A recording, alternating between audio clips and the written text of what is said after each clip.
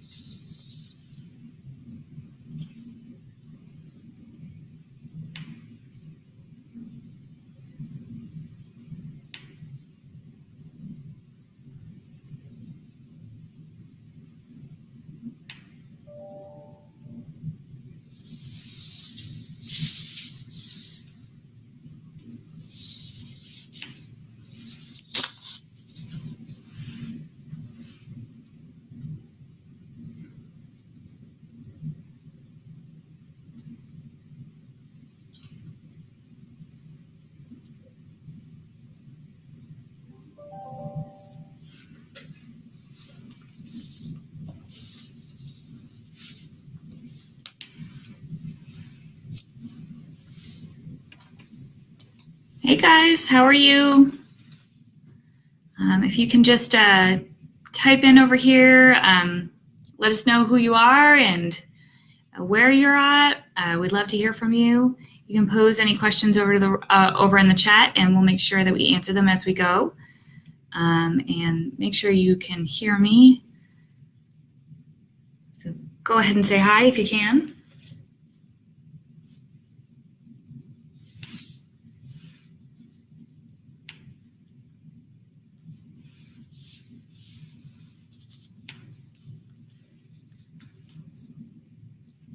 Bill Owen. Hi, Bill. How are you? Let's see who else is here with us today.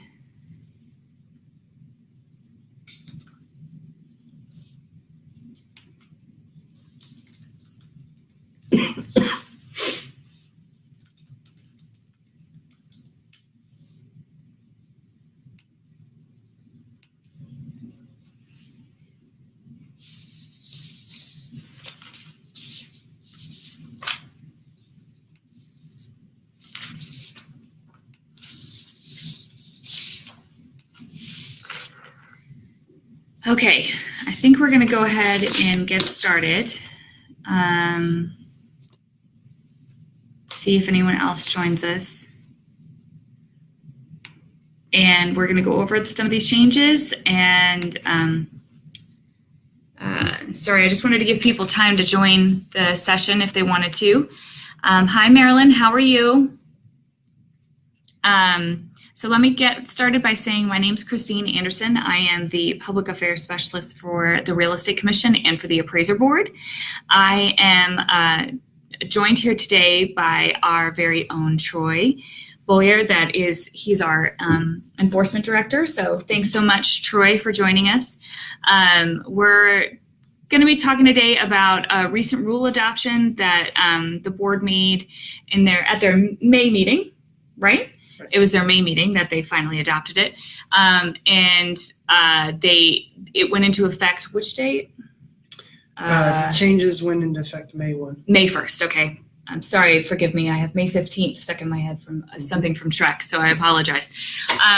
But May 1st was the date that this went into effect, and we thought that some appraisers might be really interested and have some questions as to why this change was made. So I'm going to hand this over to Troy to talk to you guys about this. We're going to be answering questions as we go, so if you have any questions or concerns or thoughts and you want to share them, go ahead and post them here, and I will make sure that the questions are answered as we go, and ask Troy to answer them live as we're talking. So, without further ado, Troy, Sure. If you want to go ahead and get started. Sure. So, this rule change, basically going from a maximum of 3 trainees for a supervisory appraiser to 5, has some history behind it. When I started with the board over 10 years ago, there was pretty much a limitation of 3 trainees, and that was kind of as a result of some federal oversight requirements, the appraisals subcommittee. And the thought was, how many trainees can one person reasonably supervise? Because you've got to train them, and you've got to look at their work, and the board rules talk about actively, personally, and diligently supervising the trainee, and that's no small task when you're also trying to run your own appraisal business. And so for quite a long time, that had been the limitation, is 3 trainees. You might have more than one supervisor, which is perfectly fine, but no one supervisor is going to have more than 3. Well, as you've seen in the industry lately, there's been a lot of concern about the aging appraiser population and the dwindling numbers of appraisers, especially younger people getting into the business. And one aspect of that was a concern about, do we have enough people out there who are available to supervise? Because obviously the way you get into this business is somebody needs to train you. Right.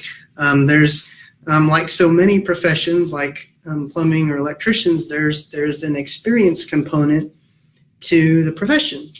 And so what the board's committees, enforcement committee started to explore, and the discussion across the industry was, what things can we do to help give people more opportunity to get into the profession? And one thing that was considered, and that the board eventually adopted by rule, was to increase the number of appraiser trainees that one supervisor can supervise from 3 to 5.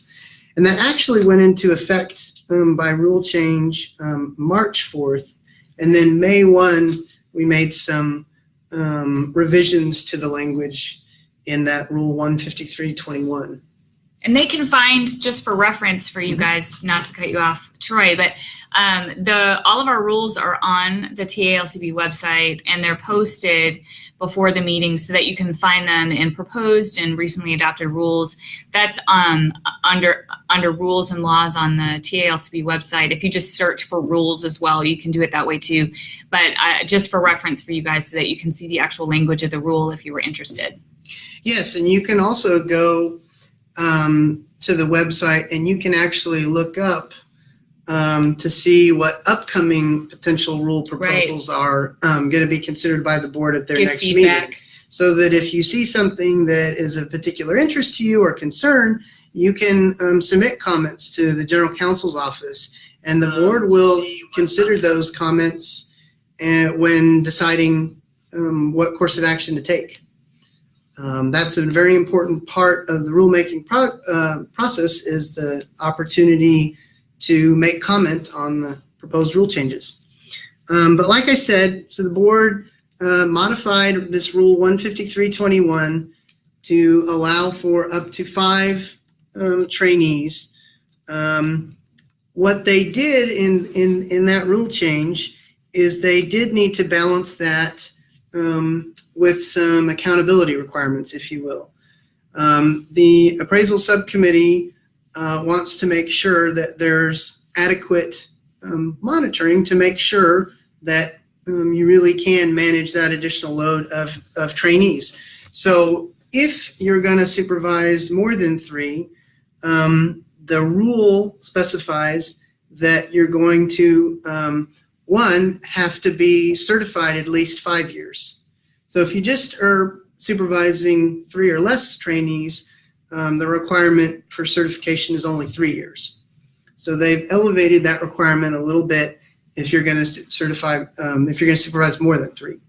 So you have to be certified for 5 years. And then the other requirement is that you need to make sure that all your trainees are going through the board's voluntary work product review program, which is under a separate rule 153.22. And what that program does is that simply gives appraiser trainees the opportunity to have their work looked at by one of our peer investigative committee members in advance, before they finish their training as a trainee and are ready to apply for a license and go through the experience audit. They can actually submit work product, and we'll assign it, we'll send it out to one of our peer review committee members who are appraisers out in the real world. They're all AQB certified USPAP instructors, but they've volunteered to give their time back, if you will, to look at these. Is there a fee for it? So there is a fee. It's $75, and there's a very short 1-page application that you have to go through. But it's a very easy way to get feedback on how you're doing, right? How you're progressing in your training. I think it's really helpful because what I see as an enforcement director a lot of times with experience audits is people are at the end of the training process and they go, gosh, I wish I had known this. You don't know what you don't know. And so the great thing about that is that it gives you an opportunity without worry or concern about anything bad happening to you. This is just voluntary feedback on what you can do to improve. So the correlation here to the increase in the number of trainees is that if you're going to supervise more than 3, you need to make sure that all your trainees are participating in that program. And in fact, what we did, and you can see on our website, is that we've updated the relevant forms. And I'm going to post a link to the form here in the chat so that you guys can find it, okay? Yeah, so the application for approval as appraiser trainee has been updated so that the section where the supervisor certifies has a place right above actually where they sign that says basically that if I'm going to supervise more than 3 trainees, I'm also certifying that yes, I've been certified for at least 5 years, and that I'm going to make sure that all of my trainees participate in that voluntary trainee experience review program. So we've updated that form, and then we've updated also the addition or termination of a supervisor form, and it has the same language in there. So if you're applying brand new as a trainee, your supervisor will fill that out, and if you're adding a new supervisor, you'll have the same.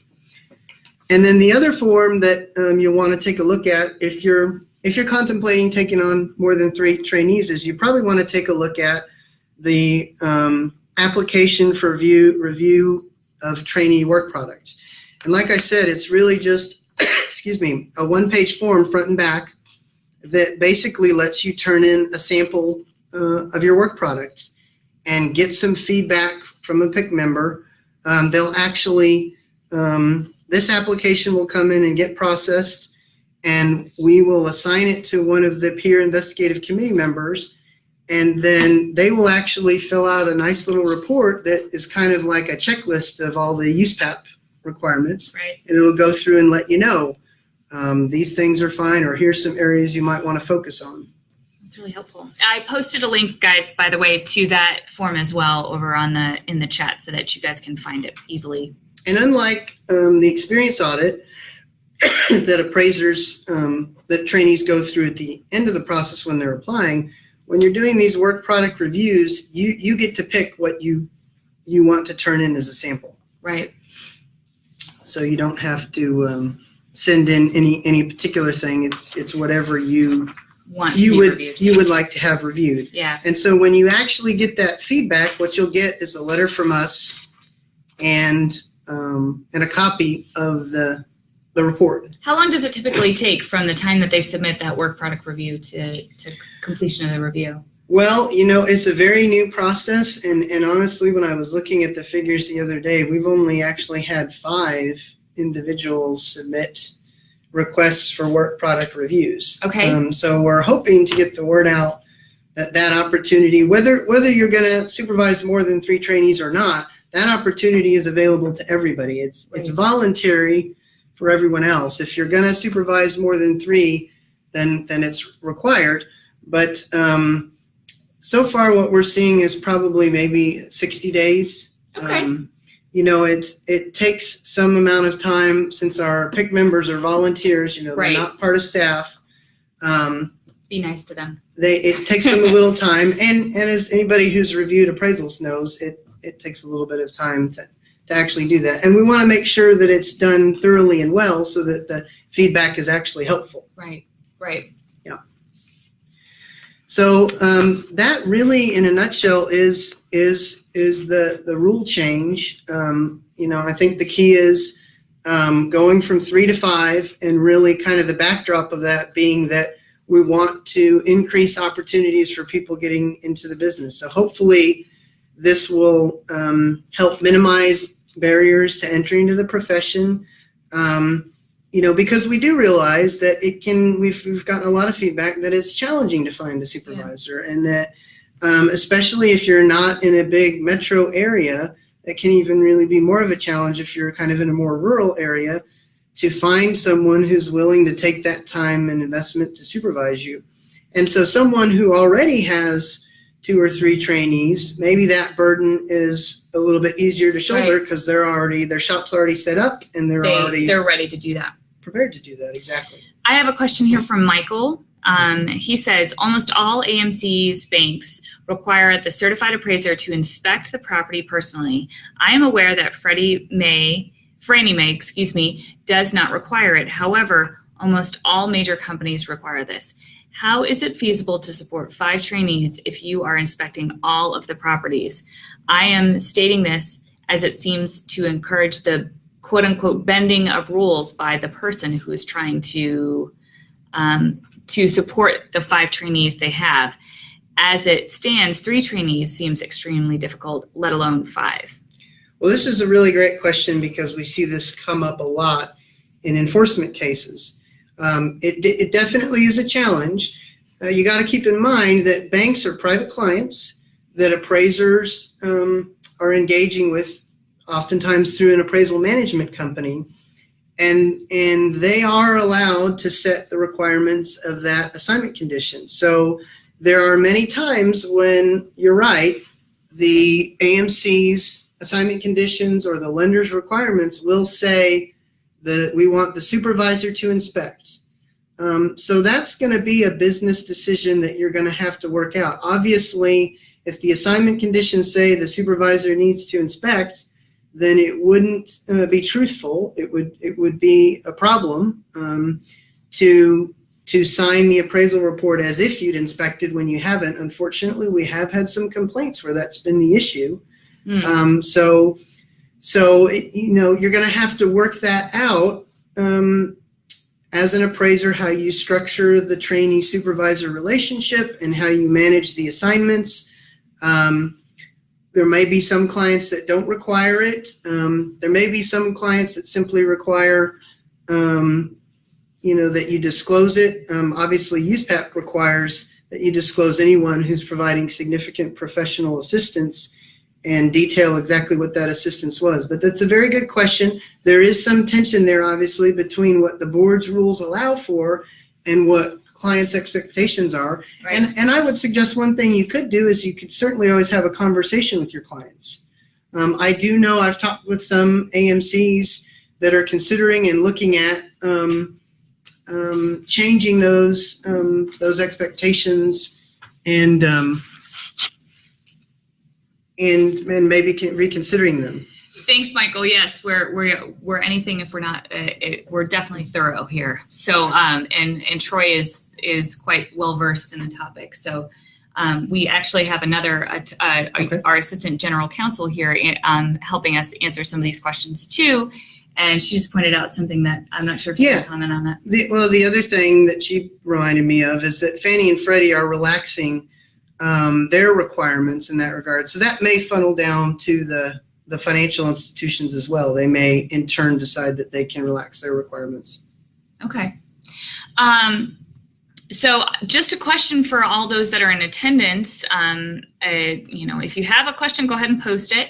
And I'm interested to know if any of you are planning on increasing the amount of trainees you have, or if you're planning on making any changes to your business structure. Are you concerned? Anything like that you might want to ask to Troy today, as he sees the gamut of complaints and concerns that we seem to have here at the agency. It might be a great opportunity to pose that question. Otherwise, if you have any other questions about other topics that you may want to ask. So when is the next board meeting for TALCB? Do you know? It's I think the next board meeting is August 17th. August 17th. Friday the 17th. Friday the 17th. So we will be here reviewing and prepping for that. So Marilyn says, I'm actually hoping to become an appraiser. What incentives are there for an appraiser to become a trainer? Well, so obviously you'd have to become a trainee first and acquire the necessary experience, and then you could apply for your certification or your licensure.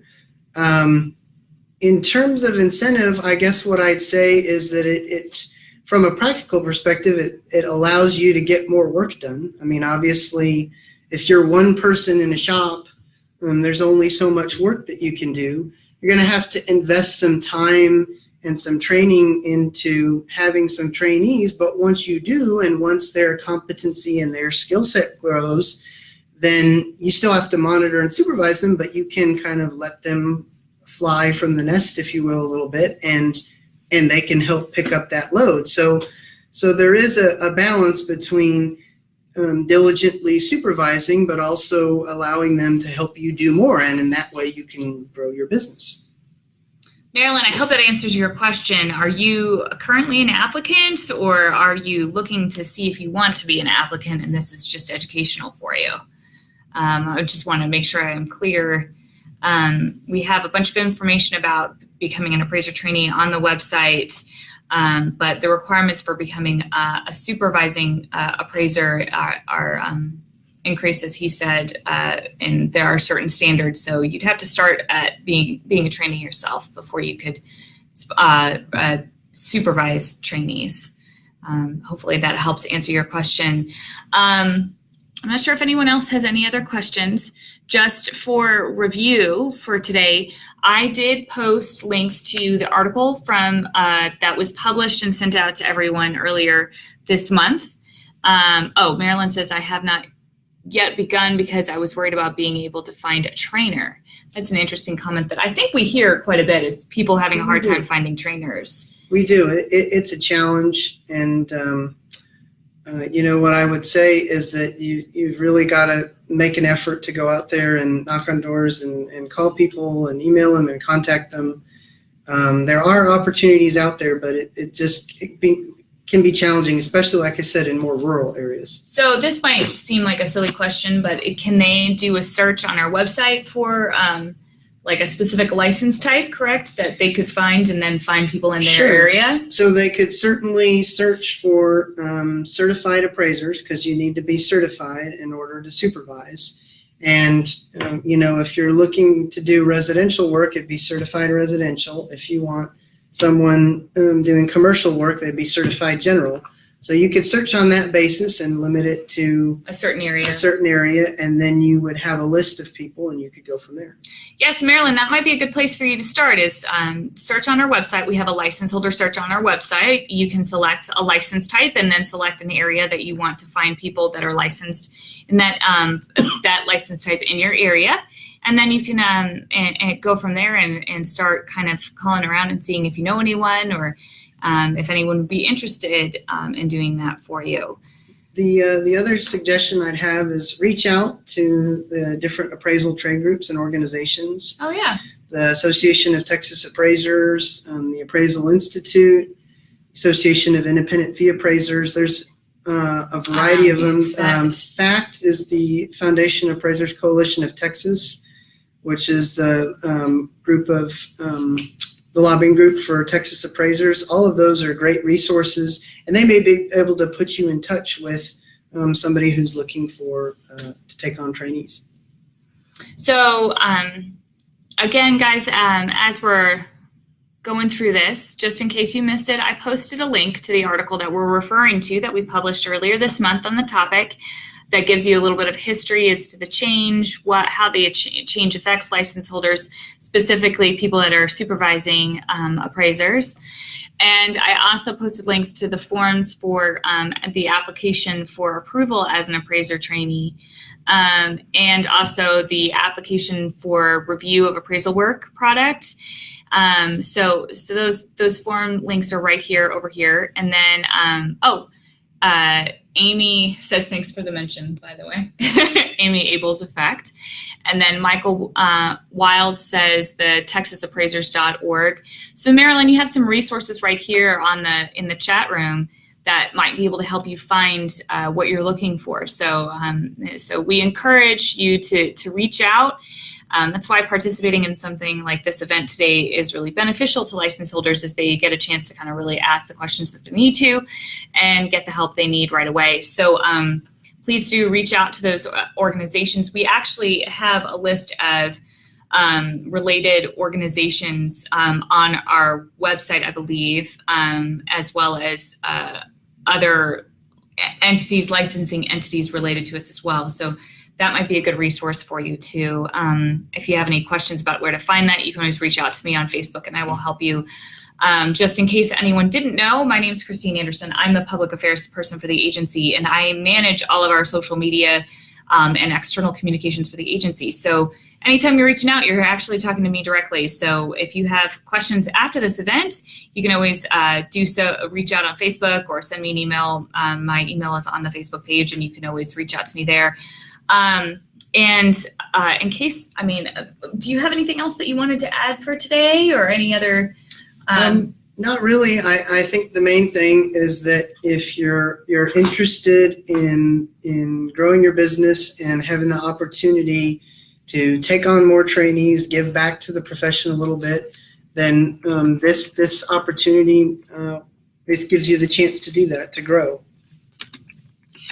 So Judy says, did the number of trainees go up? And I think, I'm hoping that you're asking like the total number throughout the agency or throughout the state. Has it gone up? And I think that's the purpose of this increase, was to allow for an increase in appraiser trainees, to encourage people to become appraiser trainees. If you mean just in general, yes, that's what this rule was allowing people to supervise more than 3 to 5. It went up to from 3 to 5. I think that question is a little bit ambiguous, so I'm trying to answer both. I hope I did. Let me know if I didn't. It's such a recent change that I think we'll have to wait and see what the statistics show. I think the only other thing that I would add is that if you are going to do this and supervise more than 3 trainees, you'll want to get familiar with the voluntary work product review process. And you can go onto our website, and like I said, you can look at the application for doing that, and you can also look at the board's rule, which is 153.22. Like I said earlier, keep in mind the voluntary work product reviews are not just for people who are going to supervise more than 3 trainees. Right. It's something available to everyone, and we've been trying to get the word out there. I mentioned earlier, so far we've only had about 5 of them, but it is a relatively new program. Yeah.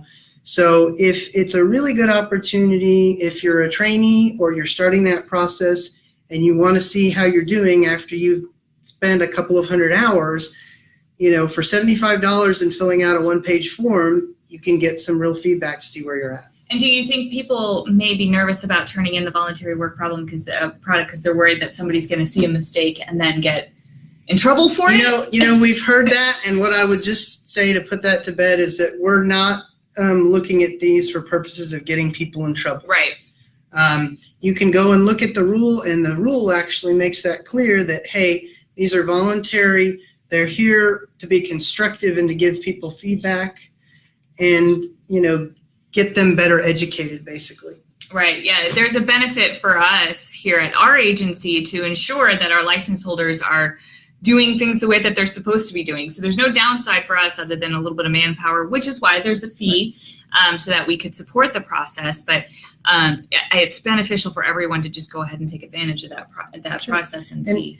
And I think everybody realizes, and I know the staff here does, the trainee process is one of growth. You're getting into the business, you're learning the business. You're not a 30-year veteran of the industry, so of course you're going to be learning. Okay, so Betty says a little off topic related to supervising, but I'm unclear on the time frame you have to complete the initial hours for becoming an appraiser. Do you want to address that, or? Well, so you don't necessarily have a time frame, a maximum time frame for completing it. There's some minimums, and those changed May 1st. The Appraiser Qualifications Board that sets the standards for appraiser qualifications nationwide actually made some changes, and the board adopted those changes to be effective May 1st. So depending on the level of licensure that you want to apply for, there are a minimum number of months that you have to have acquired your experience, and then of course a minimum number of hours. So you can go onto our website and you can actually see, if you go to the last board meeting, which was on April 23rd, you can see there the emergency rule that was adopted,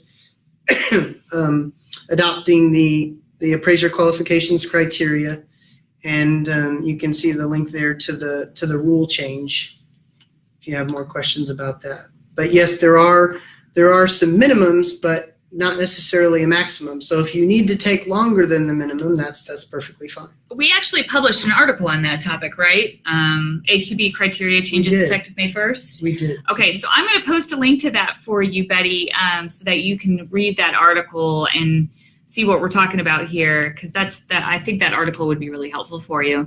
And I think we actually have charts in that article that kind of break it out for you. So hopefully that's helpful for you. Betty, I'm not sure if, okay, it looks like we answered your question, and yay, that's great. Good. Okay. So in case anyone else is still typing out a question. Oh, good, Betty. Great. I'm glad you appreciate that. Is there anything else we need to cover today, or I think that's it. And if anyone has any questions or needs to reach out to a TALCB, they would just reach out to our information line and give us a call, and you guys will be able to take those calls and help them figure out their way, right? Yep. Okay, great. Well, is there, other than the next board meeting, is there anything else that we want to tell anyone about next month, just in case? So this is only the second Facebook Live that we've done here for TALCB. We're going to make this a more regular thing for our license holders so that they have a chance to kind of interact with us, ask the questions that they need to. But next month, we're planning on talking about our sunset process as well as our strategic plan.